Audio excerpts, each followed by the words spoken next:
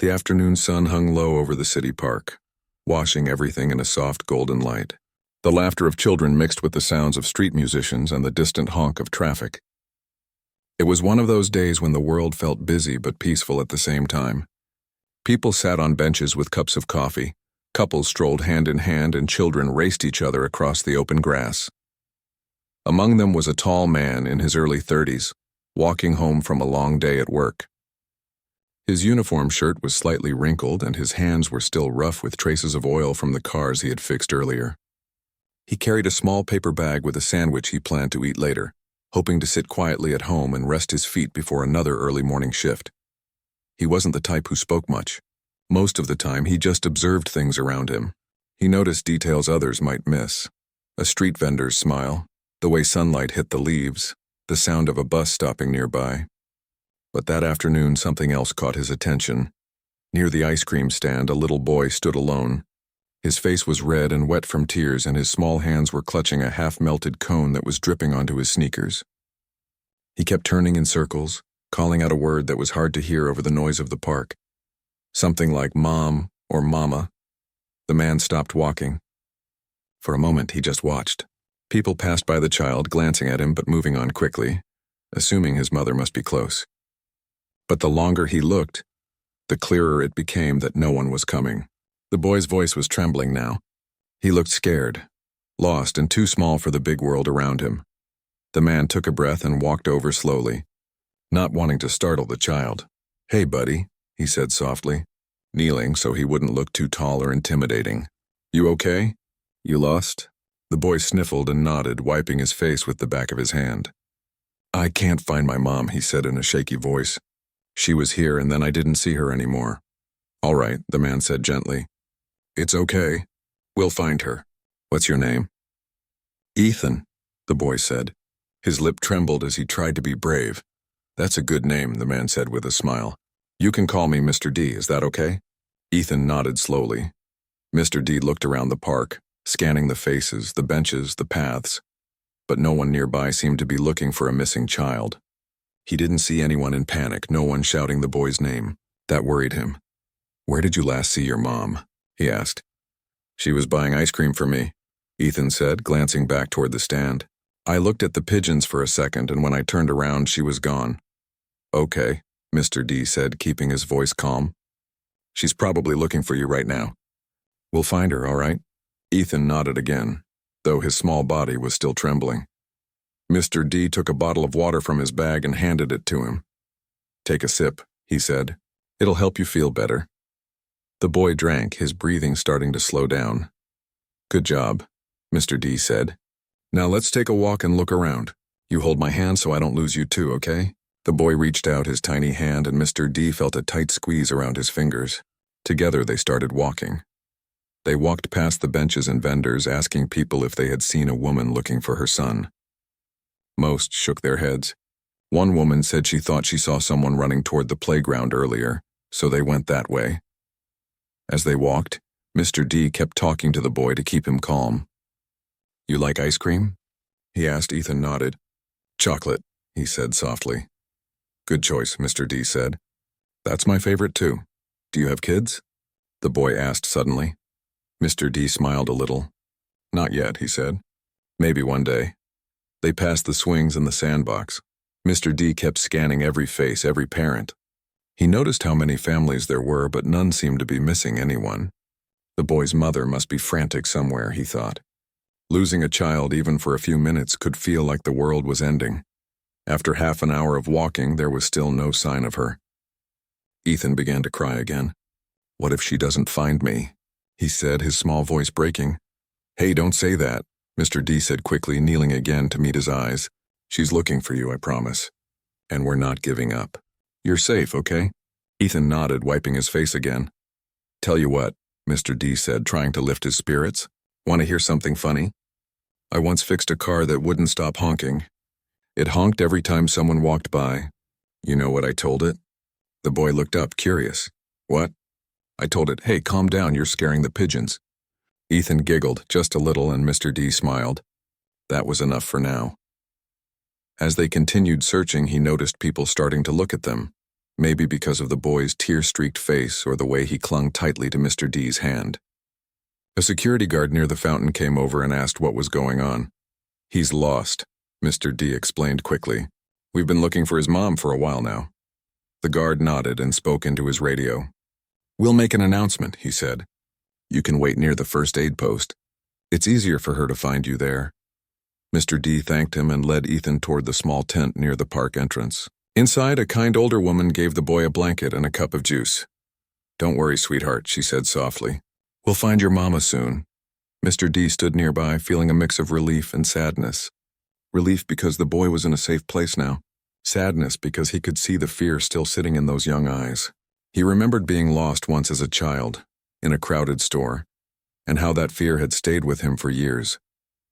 He stepped outside and called the non-emergency police line, explaining what had happened. The operator assured him that officers were on their way and would help reunite them. When he returned to the tent, Ethan was holding the blanket close, staring at the ground. Mr. D sat beside him quietly. "You okay?" he asked. Ethan nodded but didn't speak. "Want to know a secret?" Mr. D said after a pause. "When I was your age, I got lost once too. My mom found me crying near a candy shop. You know what she said when she found me?" "What?" Ethan asked. "She said, 'Next time you get lost, just look for someone kind.'"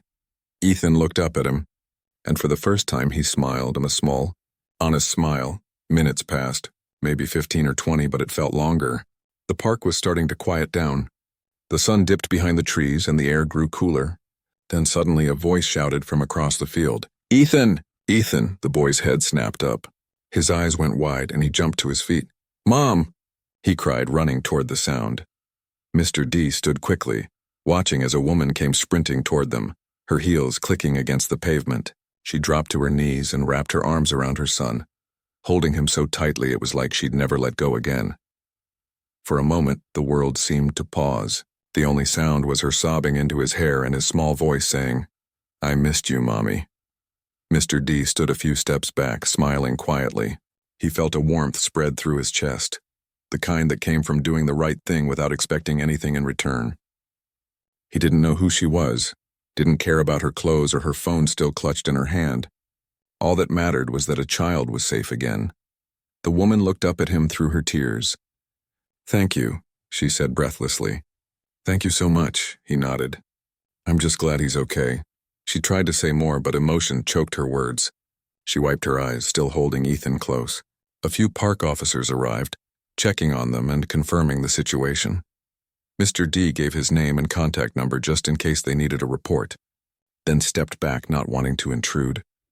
The woman hugged her son again, whispering something softly. Mr. D smiled once more and turned to leave. As he walked away, he could still hear the faint sound of the boy's laughter, lighter now, safe again in his mother's arms. He didn't look back. He didn't need to. All he knew was that, for reasons he couldn't quite explain, that moment, that small act of stopping to help, had changed something inside him. It reminded him that kindness still mattered in a world that often felt too busy to care. The sky was deep orange now.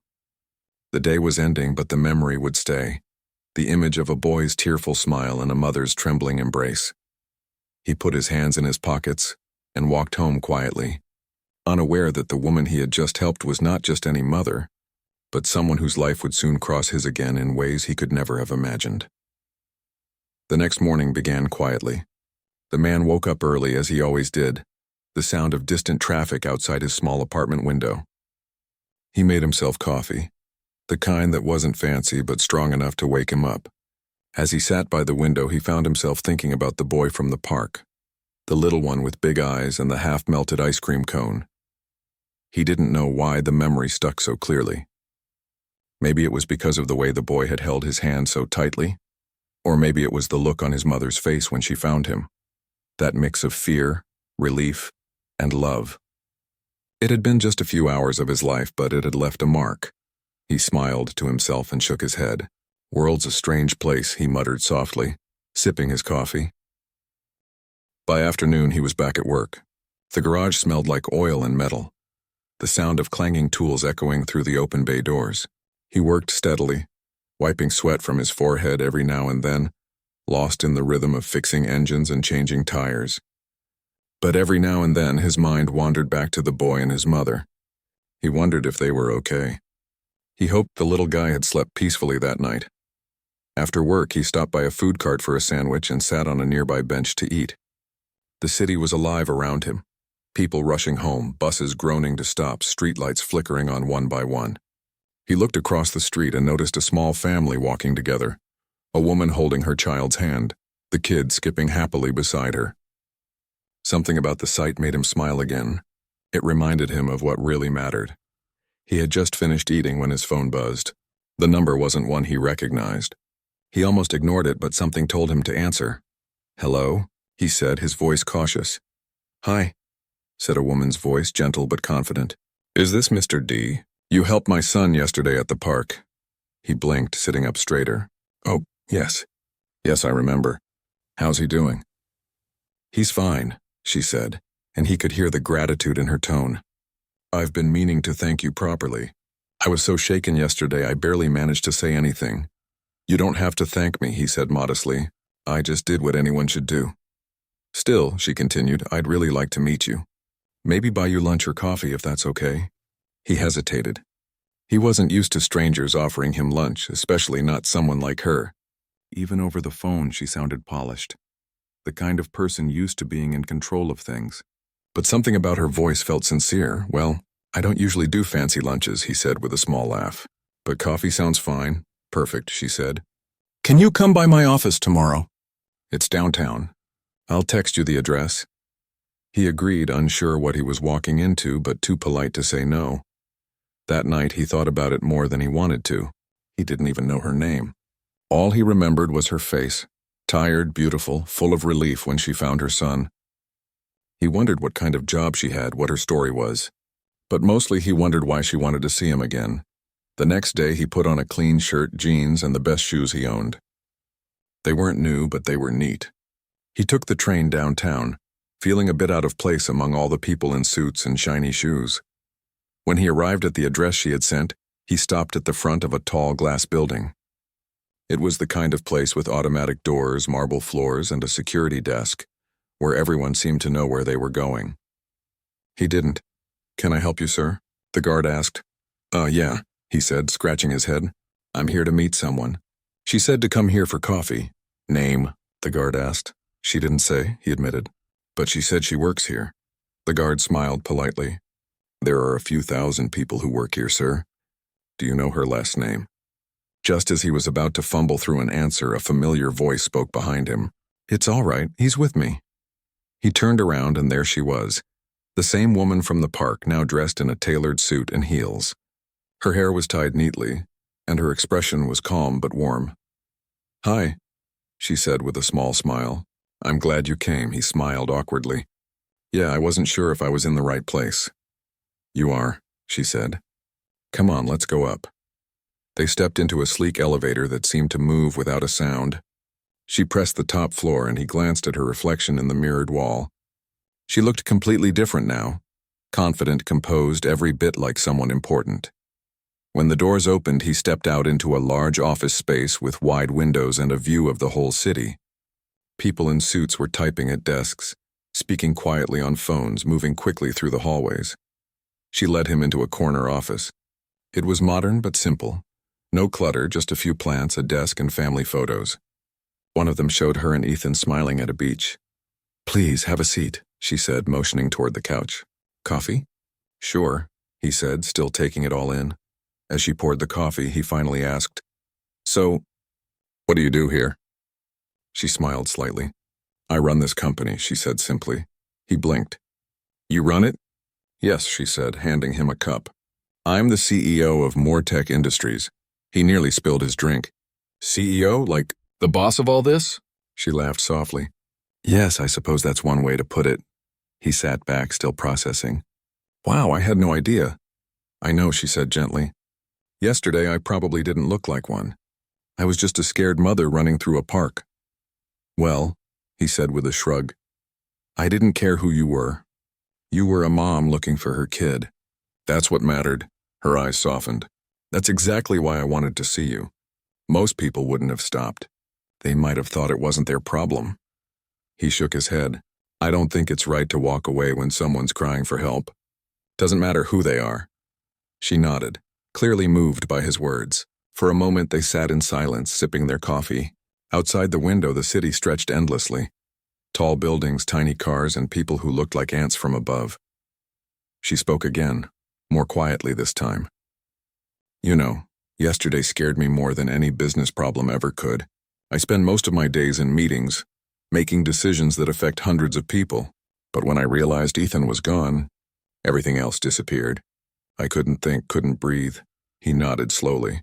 That's how you know what really matters. The rest of it, the meetings, the titles, it's all noise compared to the people you love. She smiled faintly. You sound wiser than most people I work with, he chuckled. Nah, just lived long enough to see what's real. She looked at him thoughtfully. Would you let me do something for you? A favor? You already gave me coffee, he said with a grin. That's enough. I'm serious, she said. You helped me find my son. The least I can do is return the kindness.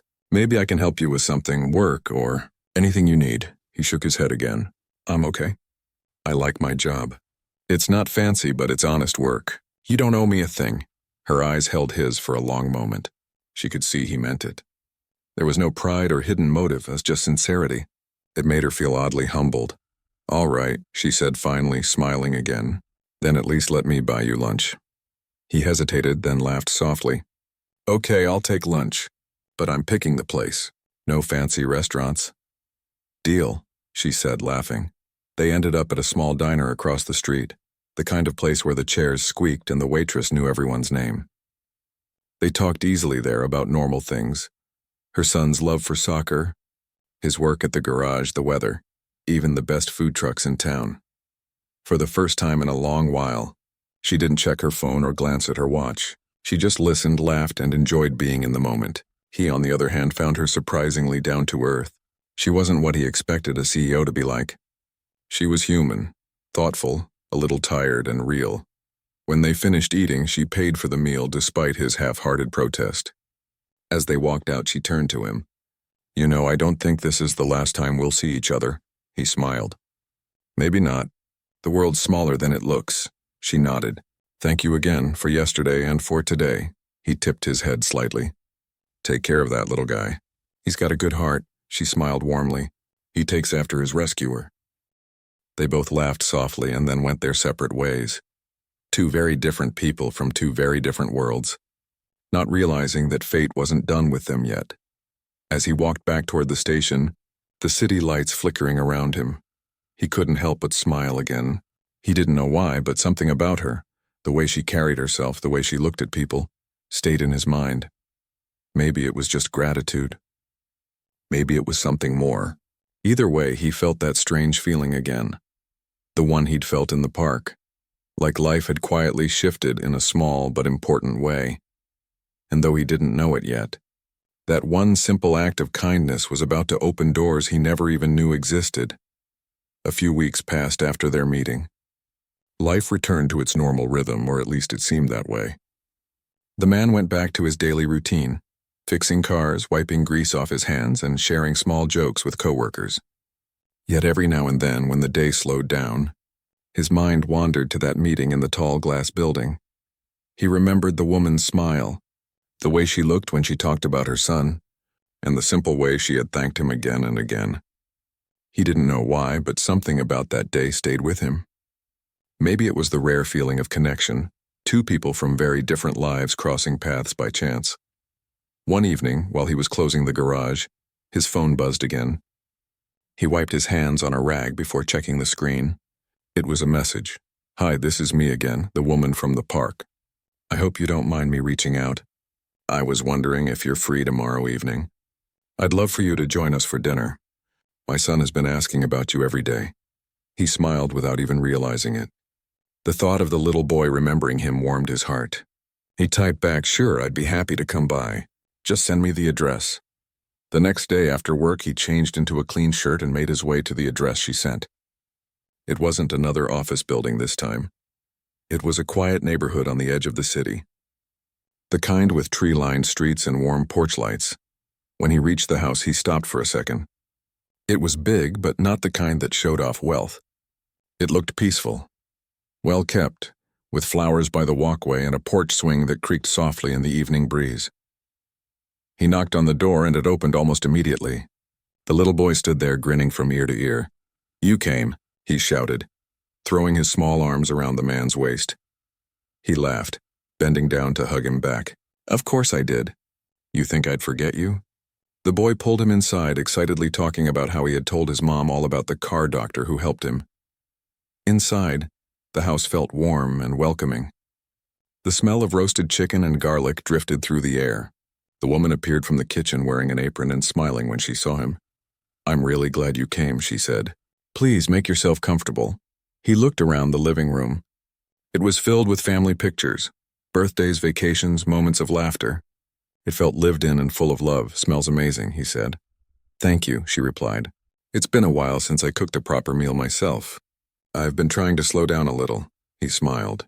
"You don't seem like the slowing down type." She laughed softly. "You're not wrong. But after what happened that day, I've been thinking a lot about balance. I realized I've missed too many small moments." He nodded, taking a seat at the dining table. "That's easy to do. Life moves fast." They ate together and the conversation flowed easily. The boy sat beside them, happily talking between bites about school, soccer, and his favorite cartoon. Every now and then his mother would look at him with that proud, gentle smile only parents have. It felt less like dinner with a stranger and more like dinner with old friends. There was laughter, shared stories, and that rare comfort that didn't need effort. After they finished, the boy excused himself to go play with his toys in the living room, leaving the two adults with their coffee. The woman took a quiet sip before speaking. "You know, that day in the park. It changed something in me." He looked at her curiously. "How so?" "I've always been driven," she said. "Always chasing the next goal. The next big achievement. But when I lost Ethan, I realized how much I'd been missing right in front of me. It made me rethink everything. How I work, how I live, even how I spend time with him." He nodded slowly. "Sometimes it takes a scare to remind us what's real." She smiled sadly. "Yes, and then I met you. Someone who didn't even know us but cared enough to help. That kind of kindness isn't something you see every day." He shrugged modestly. "I just did what felt right." "That's what makes it special," she said softly. "You didn't do it because you wanted anything. You did it because it was the right thing to do. People like that are rare." He looked down, feeling slightly embarrassed. "I think most people have goodness in them. Sometimes they just forget to use it." For a moment, neither of them spoke. The room was quiet except for the sound of the clock ticking and the boys' faint laughter in the other room. Then she leaned forward slightly. "I've been thinking," she said. "My company's been planning a new community program, something that connects with everyday people, supports families, helps kids. I'd love your input. You seem to understand people in a way that most business plans never do." He looked surprised. "Me? I'm just a mechanic," she shook her head. "No, you're someone who listens. Someone who sees people. That's exactly what I need." He thought for a moment. "I don't know much about business, but if I can help, I will." Her face brightened. "Good. I'll have my assistant set up a time for you to come in next week. You'll meet the team and share your ideas." He chuckled softly. "Guess I'll have to wear my good shirt again." She laughed too. "Don't worry. Just bring yourself. That's what matters." Later that evening, as he was leaving, the boy came running up again. "You'll come back, right?" He smiled, bending down. "Of course. You take care of your mom, okay?" "I will," the boy said proudly, giving him a tight hug before running back inside. As he walked down the driveway, he looked back once. The warm light from the windows spilled out across the yard. He could see the two of them through the glass. The woman clearing the table, the boy humming to himself. It was a picture of peace, of a life that seemed far away from his own, yet somehow connected. That night, as he lay in bed, he couldn't stop thinking about her words. "People like you are rare." He had never thought of himself that way. He wasn't special. He just tried to do right. But maybe, in a world that often looked the other way, doing right was special after all. The next week, he kept his promise. He showed up at her company again, this time not as a guest, but as someone invited to share ideas. He sat in a meeting room with a handful of people in suits who seemed a little puzzled about why he was there. But she introduced him with confidence. "This is the man who reminded me what community really means," she said. "He's here because he understands something that can't be written in a report." At first, he felt awkward, but as the conversation went on, he began to speak naturally about what families in his neighborhood struggled with, about how small acts of help could make a big difference. The others listened closely, nodding. Even the ones who seemed skeptical at first leaned in as he spoke. When the meeting ended, she thanked him quietly. "You were amazing," she said. He laughed softly. "I just talked." "Exactly," she said. "You spoke from the heart. That's what this place needs." As the days passed, they met more often, sometimes for work, sometimes just to talk. Slowly, a genuine friendship formed. They came from different worlds, but somehow those worlds began to overlap. He helped her see the beauty of ordinary life, the small things she'd forgotten to notice. She, in turn, showed him that even the most powerful people could have humble hearts. One afternoon, she invited him to a charity event her company was hosting. It was crowded, with cameras flashing and people in suits mingling over appetizers. He felt a little out of place at first. But when he saw her on stage talking about kindness, unity, and second chances, he couldn't help but feel proud. She mentioned him in her speech, not by name, but by story. "Sometimes," she said, her voice calm and sincere, "a stranger's kindness can remind us who we really are. It can change the way we see the world, and maybe even the way we live." As people applauded, she glanced toward him in the crowd and smiled, a small, private smile that said more than words ever could. After the event, she found him standing near the exit, half ready to slip away unnoticed. "Trying to leave without saying goodbye?" she teased gently. He grinned. "Didn't want to steal your spotlight." "You didn't," she said softly. "You helped create it."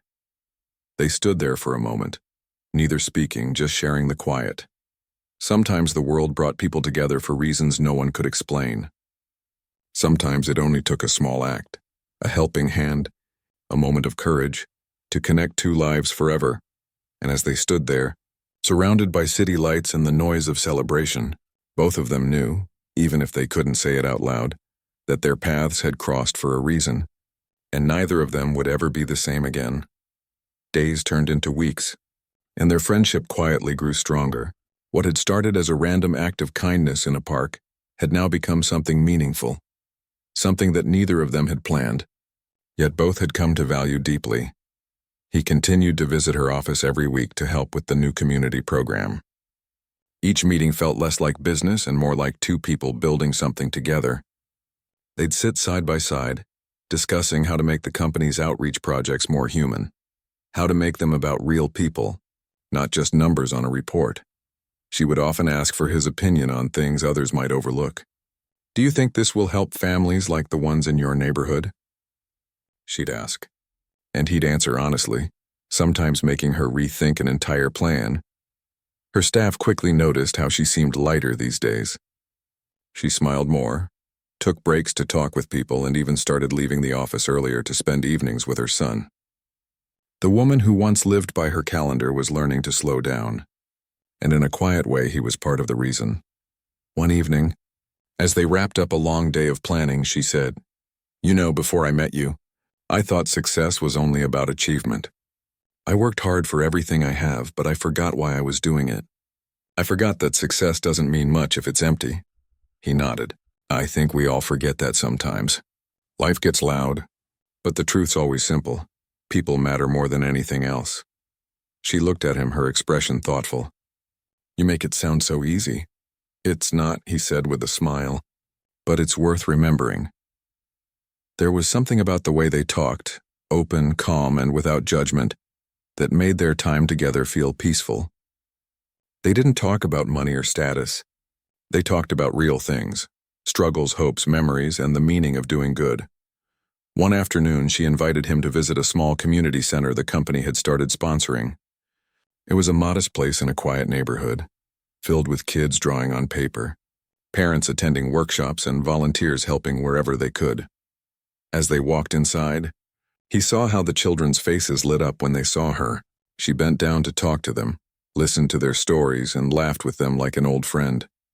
He watched her from a distance, smiling. It was clear she wasn't just a leader. She was someone who cared, not because it was good for her company's image, but because it was good for her heart. Later, as they walked out together, she said softly, "You were right. This is what matters." He looked at her, his voice warm. "I didn't do anything special." "You did this," she shook her head. "No, you reminded me to look around. I was too busy looking up all the time and at goals, deadlines, expectations. I forgot the ground I was standing on." They stopped by a small cafe nearby and shared coffee as the evening sun painted the sky orange. For a while, they didn't say much. It wasn't silence that felt awkward. It was comfortable, like the kind that only exists between people who understand each other without needing words. Her phone buzzed once, twice, 3 times. She ignored it.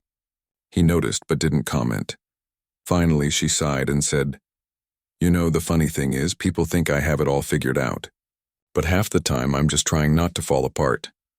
He looked at her, his tone steady and kind. "Everyone feels that way. The world just expects some people to hide it better." She smiled faintly. "You always know how to make things sound simple." He shrugged. "Life is simple. People just make it complicated." For a moment, their eyes met, and there was something unspoken there, something neither of them dared to define. Respect, gratitude, maybe even a quiet admiration. That night, when she went home, she found her son waiting for her in the living room with his school project spread across the floor. "Mom, can you help me?" he asked, holding up a piece of cardboard and glue. She sat down with him, smiling. "Of course I can." They worked together for hours, cutting and coloring. It was the first time in a long while that she wasn't thinking about emails, deadlines, or meetings. Just the sound of her son's laughter and the joy of being present. Later, as she tucked him into bed, he looked up and said, "Mom, I'm glad that nice man helped us that day." She brushed his hair gently. "Me too," she whispered. "He reminded me of something important." "What's that?" the boy asked sleepily. "That there are still good people in the world." The boy smiled and drifted off to sleep, and she sat by his bedside for a long moment, watching him breathe softly. She realized that her world had started changing, not in big, dramatic ways, but in quiet, meaningful ones. The next morning, she arrived at work early. Her assistant handed her a folder, and inside was the final proposal for the community initiative they had been developing together. On the cover were the words Project Heartline. She smiled at the title. It was simple, just like the message behind it: connecting people through compassion. When the program officially launched, the press covered it widely. They praised her company for its focus on real human connection, but she knew the credit didn't belong to her alone. She decided to do something small but meaningful. She asked him to stand beside her at the launch event. When she told him, he laughed. "Me? I don't belong on a stage." "Yes, you do," she insisted. "You're the reason this program exists." "I'm just a guy who helped a kid," he said modestly. "Exactly," she replied with a smile. That's where it all began. On the day of the launch, the hall was filled with people, company staff, families, and media. She gave her speech first, speaking with genuine emotion about how one simple act of kindness had changed her outlook on life. She didn't mention names, but her words painted the story clearly enough for everyone to feel it. Then she invited him up to speak.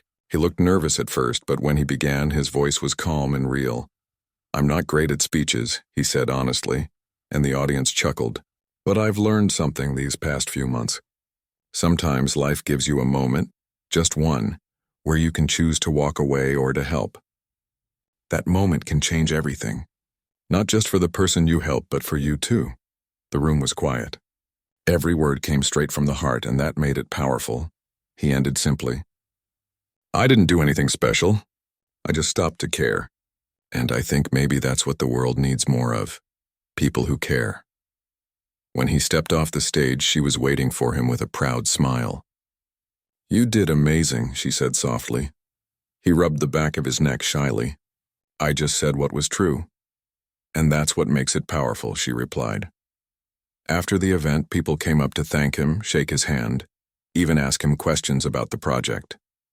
It felt strange, he wasn't used to attention, but he saw the effect his words had, and that filled him with quiet pride.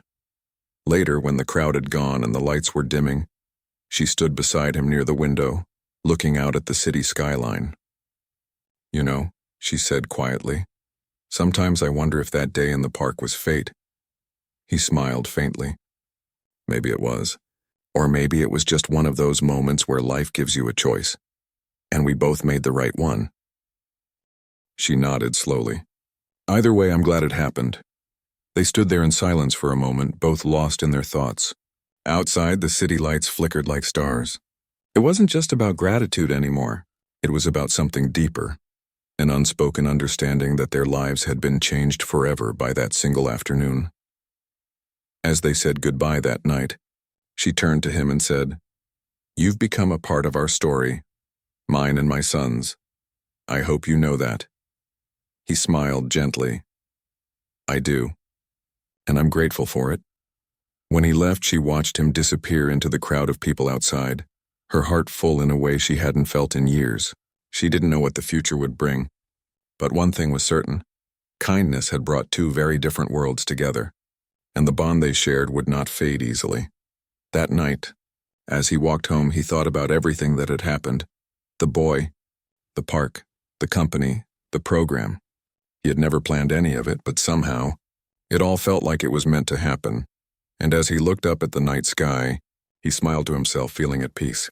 Sometimes, life didn't need grand plans or perfect timing. Sometimes all it took was one good heart, and the courage to stop, to care, and to help. Months passed and life settled into a new kind of rhythm. The community program grew stronger with each passing week. What started as a small idea in an office had become something that truly mattered to people. Families came together, children found safe places to learn, and neighborhoods began to feel more connected. He spent many weekends helping organize local events, teaching kids about simple life skills and encouraging parents to spend more time together. Every time he saw a child smile or a parent express gratitude, he felt proud, not because of fame or recognition, but because something good had come from a simple act of kindness in a park. The woman who once lived by deadlines and board meetings had changed too. She still worked hard, but now she worked with heart. Her mornings began with breakfast with her son instead of rushing through emails. She attended school events and made time to laugh more. Even her employees noticed the change. She was warmer, more patient, and truly interested in the people around her. One evening, the company held a small celebration for the success of the program. It wasn't fancy, just a modest gathering at the community hall. Families came together, children played music, and volunteers shared stories about how the project had helped them. He arrived quietly, dressed neatly but simply. He didn't like attention, but he came because he believed in what they were doing. When she saw him walk in, her face lit up with genuine happiness. She waved him over and he smiled, walking toward her through the crowd. "I was hoping you'd come," she said warmly. "I couldn't miss it," he replied. "This is your big night." "Our night," she corrected. "You're just as much a part of this as I am." He chuckled softly. "You've said that before." "Because it's true," she said, smiling. They stood together, watching the children perform a short play about helping others. It was a simple story, about a stranger who helps a lost child. And it made both of them smile for obvious reasons. When the play ended, the audience clapped, and the little boy playing the stranger took a bow with pride. The real boy, her son, ran over to them holding a drawing in his hand. "Look, I drew us," he said excitedly. On the paper was a picture of 3 stick figures holding hands, a woman, a man, and a child standing in a park. She looked at the drawing and smiled tenderly. "It's beautiful," she said. The man knelt down beside the boy and said softly, "You're a really good artist. You even got the smile right." The boy laughed. "That's because you always smile." For a moment, the 3 of them stood together, and it felt natural, like a quiet reminder that family isn't always just about blood. Sometimes it's about the people life brings into your path at the right time. Later in the evening, as the crowd thinned, she and the man stepped outside. The air was cool and the sky was full of stars. They sat on the steps of the hall, just talking the way they always did, honestly, without pretense. "You ever think about that day?" she asked softly. "All the time," he said. "It's strange how one small thing can change everything." She nodded. "I used to think life was about control, about planning every detail, making sure nothing goes wrong. But that day showed me something different, Some of the best things in life happen when you least expect them. He looked out at the quiet street. You're right. I didn't plan to meet you or your son. I just saw a child who needed help. But now it's one of the best things that ever happened to me. She smiled at him gently. You change more than you know. Not just for us and for me. He looked at her, his expression thoughtful. You changed too. I can see it, she laughed lightly. Yeah, I guess I have. But I needed to. They sat in silence for a while, just listening to the sounds of the night, distant laughter, a car passing by, the soft rustle of leaves. After a long pause, she said, You know, my father used to tell me that real success isn't measured by what you have, but by how many lives you've touched. I didn't understand that when I was younger. I do now, he nodded slowly. He was right, she turned to him. Do you ever wonder why people cross paths? Like maybe we were meant to meet that day? He smiled faintly. Maybe. Or maybe life just has a way of putting the right people in front of you when you need them most. She looked down, smiling softly. Either way, I'm glad it happened. Me too, he said quietly. Just then, her son came running out with another drawing in his hand. Mom, look! He called. He held up a new picture. This one showed the same 3 figures, but now they were standing in front of a big building with a sign that said Heartline Center. The boy grinned proudly. That's us helping people. The man laughed. Looks like you're the real boss around here. The boy giggled and said, Mom says teamwork makes the dream work. She chuckled. That's right. And you're part of the team too. They went back inside together, joining the laughter and chatter of the community. Music played softly in the background as people danced, ate, and celebrated. It wasn't just about success, it was about connection. About people who cared for one another. About strangers who became friends, and about the power of one good deed. As the night ended, she walked him to the door. You know, she said softly, I've learned something from all this. The world moves fast and people forget to look around. But sometimes if you just stop, even for a moment, you might change someone's life. He smiled. Or they might change yours. She looked at him, her eyes warm. I guess that's true. They said goodbye with a hug, not one of formality, but of genuine care and friendship. There were no promises, no dramatic words, just quiet understanding. As he walked away under the streetlights, he felt a deep peace in his heart. He didn't have much money or power, but he had something more valuable. The knowledge that he had made a difference. That a small choice made on an ordinary day had brought kindness into the world. When he got home, he sat by the window for a while thinking about everything. The park, the boy, the woman, the project, it all seemed like pieces of a bigger story. A story about how simple acts can ripple out and touch countless lives. He smiled to himself. He didn't need recognition or praise. The real reward was knowing that because he cared enough to stop and help, a child found his mother, a woman found balance, and a community found hope. The next morning, he woke early and went for a walk through the same park where it had all started. The trees swayed gently and the laughter of children filled the air. He saw a little boy chasing a balloon and a mother watching close by. For a moment he stood still, just taking it all in. Life had come full circle. The park was the same, yet everything had changed. He walked to the bench where he first met the boy months ago and sat down. A small smile crossed his face as he looked around, remembering every detail. A woman passing by with her child stopped and said, "Good morning." He smiled back. "Good morning." As she walked away, he thought about how many people pass each other every day. Strangers who might be only one moment away from changing each other's lives. And somewhere in the city, the woman sat at her desk looking out of her office window. On her desk was her son's drawing, the one of the park, the man, and the child. She smiled at it every day because it reminded her of what truly mattered. That afternoon, she sent him a short message. "Thank you for reminding me what kindness can do." He read the message and replied simply, "It goes both ways." That evening, the two of them met again at a charity event, their paths crossing once more, not by chance, but by choice. When her son ran up and hugged him, laughing like old times, he lifted the boy up with a smile.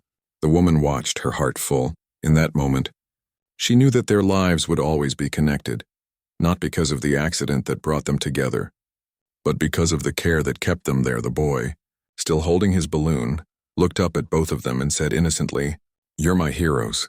The man and the woman looked at each other and laughed softly. Neither of them felt like heroes, just ordinary people who decided to care. And as the sun began to set behind the city, they stood together smiling, surrounded by laughter and light. Because sometimes, the greatest stories aren't about wealth, fame, or power. They're about kindness, the quiet kind that asks for nothing but ends up changing everything.